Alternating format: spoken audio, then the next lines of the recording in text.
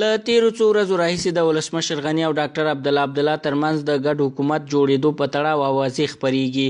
سره له دې چې د دواړو اړخونو ترمنځ د خبرو جزئیات تر اوسه پټ ساتل شوي، خو بیا هم جدي غوښتنې دا دي چې د قانون پر حاکمیت او د ولسواکۍ پر سر د له معاملې کولو ډډه وشي.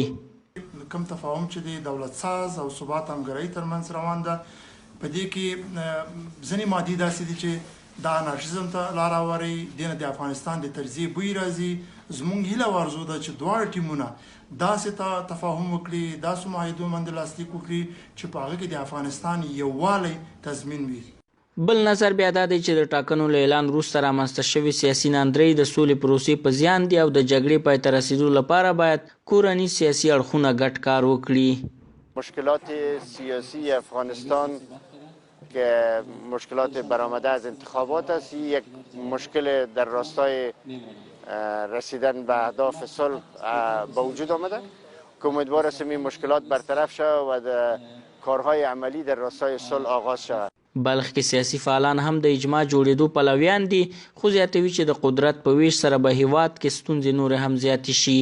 تیر ځل هم معامله وشوله چې په دې کې افغان ولس ډېر زیانونه ولیدل او یوازینۍ هیله اوسني حکومت ته چې باید یو سره حکومت رامنځته شي، معامله ونه شي، د خلکو د افغانانو درد واورېدل شي، او که چېرې بیا هم داسې ونه شو او دوه سره حکومت رامنځته شو، ډېرې ناخوالې به رامنځته شي، په دې کې به د افغان ولس اصلا خیر نه وي. یو حکومت وي، مرکزیت ولري او هر څه د یو ولسمشر تر واک لاندې وي.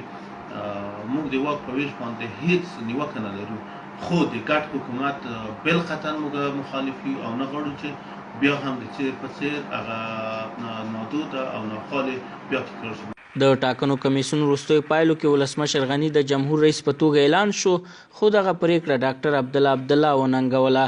په ټوله کې نړیوالې ټولنې هم له دواړو اړخونو په جدي ډول غوښتنه کړې چې خپل منځي ستونزې حل کړي.